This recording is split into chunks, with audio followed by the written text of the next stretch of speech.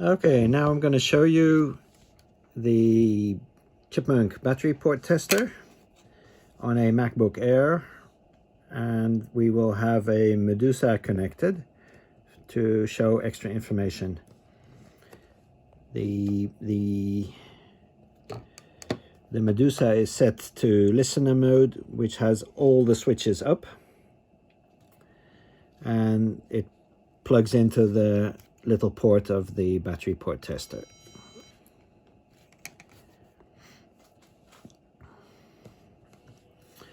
So now it is saying it's not seeing 3.3 volts on either of the I2C lines, so the clock and the data, which makes sense because the Mac is not switched on. If I connect the Mac to MagSafe, then it should wake up. Yeah, see, now it's happy about the I2C lines. The Mac turns on. It's seeing the ISL chip. It is saying that the ISL chip is set to 2 cells, which makes sense in a MacBook Air.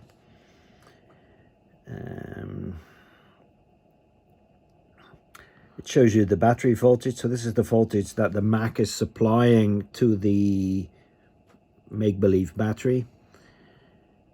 And here it shows you that the system presence resistor is 10 kilo ohms.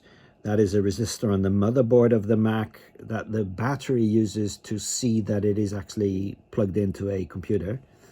If that resistor is bad, the battery will not say anything to the computer, and the Mac will not charge it or use it or speak to it or do anything with it. Meanwhile, you also see the LEDs on the battery port tester. This green one means that the AC OK line is high, which makes sense because it is actually connected to MagSafe.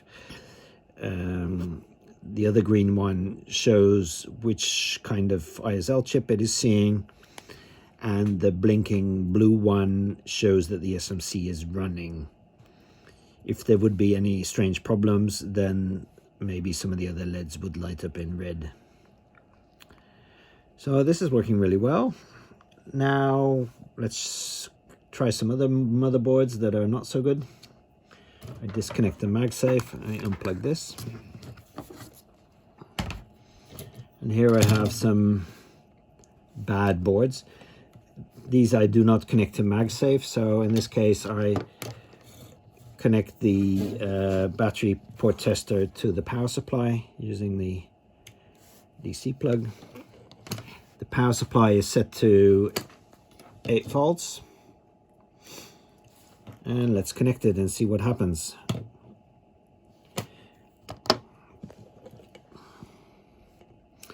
So now the Medusa is saying it's not connected to anything, which makes sense because it's not connected to anything. Let me plug it into the motherboard. So it seems to be happy, actually. It's seeing the ISL chip, and I did see the occasional blink from the SMC, but it's not blinking regularly. But at least it's seeing the ISL chip, and it's actively speaking to it. The Medusa also shows that the system presence resistor is okay. The voltage in this case is supplied from the power supply, so it's not very interesting. System presence resistor is 10K, which is perfect. It's happy about both data lines. And it is saying no AC because the AC OK line is low and the board is not connected to MagSafe. Let's try the next one. Let's unplug it. Okay, after a while, the Medusa reverts back to not connected and it turns the LEDs red. The system presence LED is red because it's not seeing the system presence resistor in the motherboard. The error LED is red because it is unhappy about the I2C bus, and you see the I2C bus LED blinking. It blinks a code.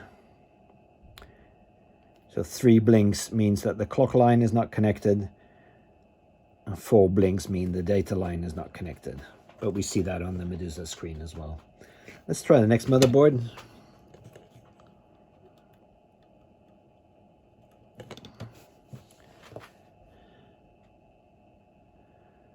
it's still saying not connected. So, oh, no 3.3 volts. Okay, so it sees it's connected to a motherboard, but it is saying there is no 3.3 volts. So, yeah, the pull-up resistors on the I2C bus are not being powered, which makes sense because there's a huge great hole in the motherboard. Next one.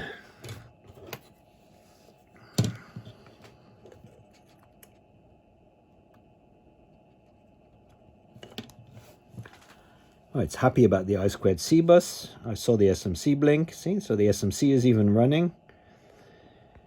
So that is pretty good. It sees the ISL chip. That is good. And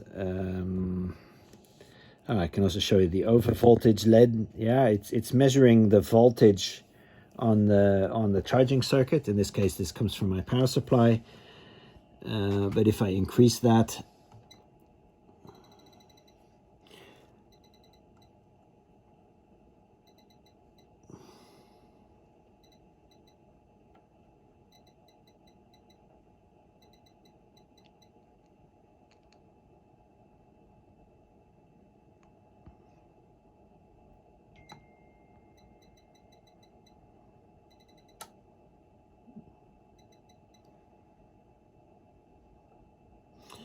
then at a certain point the over voltage LED on the board comes on, and it bleeps to warn you that we're living dangerous. Normally this will never happen, but it can happen if one of the FETs in the charging circuit around the ISL is bad, and that when the voltage from the adapter is being fed straight into PP bus G3 hot. But normally that doesn't happen. Let's turn it back to 8 volts.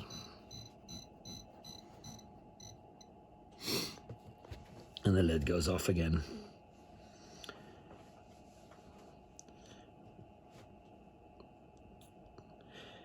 Well, this shows you a little bit of what the battery port tester can do.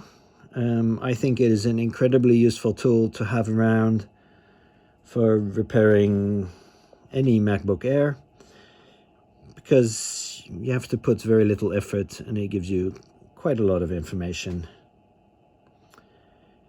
Well, thank you for watching, and I hope you learned something.